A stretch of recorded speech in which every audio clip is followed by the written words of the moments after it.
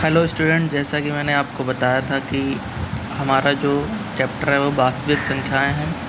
तो अगर वास्तविक संख्याओं की बात करें तो पहली एक्सरसाइज में कुछ संख्याएं दे रखी हैं और इन संख्याओं के अभाज्य गुणनखंड लिखने हैं। तो हमारी पहली संख्या 140 है। तो अगर हम 140 के अभाज्य गुणनखंड निकालेंगे तो इस संख्या को ऐसी संख्याओं से विभाजित करना है जो अभाज्य संख्याएं हों। तो दो, जैसा कि आप लोग जानते हैं कि दो हमारी सबसे छोटी अभाज्य संख्या है, तो इसे 2 से भाग करेंगे। 2 सत्ते 14, 2 जीरो जीरो, फिर 2 से करें तो आ जाएगा 35, 35। अब इसे हम 5 से विभाजित करेंगे, 5 सत्ते 35, और 7 से करेंगे, 7 एकम 7।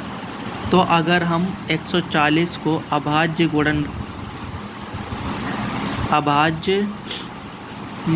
गुणनखंड के गुणनफल के रूप में लिखें तो हम इसे 2 गुणे 2 गुणे 5 गुणे 7 के रूप में लिख सकते हैं। अब अगर हम 156 की बात करें तो 156 कि अगर हम गुणनखंड निकालेंगे तो इसे सबसे पहले 2 से विभाजित करेंगे। 2 सत्ते 14 और 2 अट्ठे 16, फिर 2 से करेंगे तो 2 तियाँ 6, 2 नाम 18, फिर इसे 3 से कर सकते हैं। 3 एकम 3, 3 तियाँ 9, फिर इसे 13 एक अभाज्य संख्या है जो कि 13 से ही विभाजित होगी। 13 एकम 13। तो अगर हम 156 के अभाज्य गुणनखंडों के गुणनफल के रूप में लिखेंगे तो 2 गुणे 2 गुणे 3 गुणे 13 के रूप में लिख सकते हैं। फिर हमारी अगली संख्या है 3825, 3825। तो अगर हम 3825 के अभाज्य गुणनखंड करेंगे तो इसे 5 से डिवाइड करेंगे।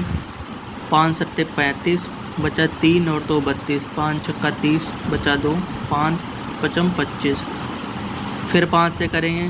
5 एकम 5, बचा 2 और 6 26, 5 पचम 25 और 5 से 15। अब इसे हम 3 से भी डिवाइड कर सकते हैं। 3 5 जा 15 और 3 एकम 3। फिर हम इसे फिर से 3 से करेंगे। 3 एकम 3, बचा 2, 3 सत्ते 21। 17 एक अभाज्य संख्या जो कि 17 से विभाजित होगी। तो अगर हम 3825 के अभाज्य गुणनखंडों की बात करें तो ये होंगे 3 गुणे 3 गुणे 5 गुणे 5 गुणे 17। ऐसे ही अगर हम 5005 के अभाज्य गुणनखंड निकालेंगे तो जिस संख्या के अंत में 5 आता है वो संख्या 5 आता है, 0 आता है, वो संख्या 5 से विभाजित होती है। तो ये संख्या 5 से विभाजित हो जाएगी। 5 एकम 5, 0 0 5।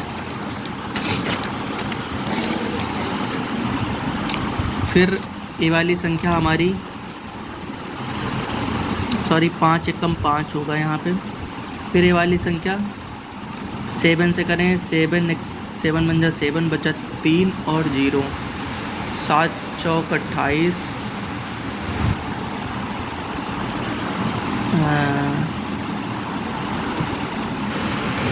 और 7 तियाँ 21। अब हम इसे 11 से कर सकते हैं। 11 एकम 11, बचा 3 और 33 हो गया। 11 तियाँ 33, 13 जो कि 13 से ही कटेगा, तो 13 एकम 13। तो अगर हम 5005 के अभाज्य गुणनखंड की बात करें तो इसके अभाज्य गुणनखंड है 5 गुणे 11 गुणे 13, 5 गुणे 7 गुणे 11 गुणे 13। ठीक है, ऐसे ही हम 7429 के अगर अभाज्य गुणनखंड निकालेंगे तो ये संख्या की इकाई के स्थान पर 9 आ रहा है, तो ना तो ये 2 से कटेगी, पर अगर इस संख्या के अंकों का योग भी निकालें तो वो 3 से विभाजित नहीं होता, अर्थात 3 से भी नहीं कटेगी, 5 से भी नहीं। तो अब इसे हम करके देखते हैं। इस तरह सारे नंबर से चेक करने के बाद इस संख्या को हम 17 से विभाजित करेंगे। 17 चक्कू 68, 4 आ गया 68 और 6 74, 6 और 2 17 तिया 51, 17 सत्ते 119। अभी हमारी संख्या 19 से डिवाइड होगी।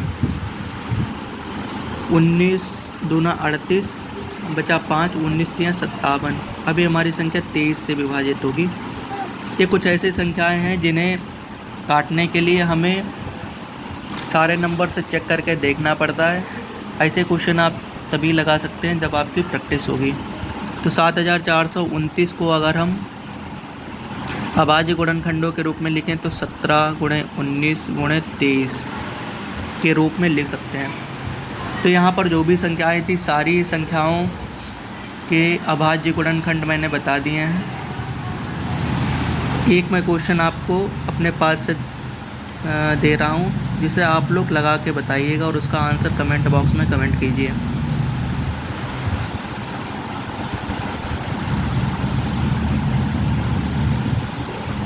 इसे अभाज्य संख्याओं के गुणनफल के रूप में आपको लिखकर बताना है।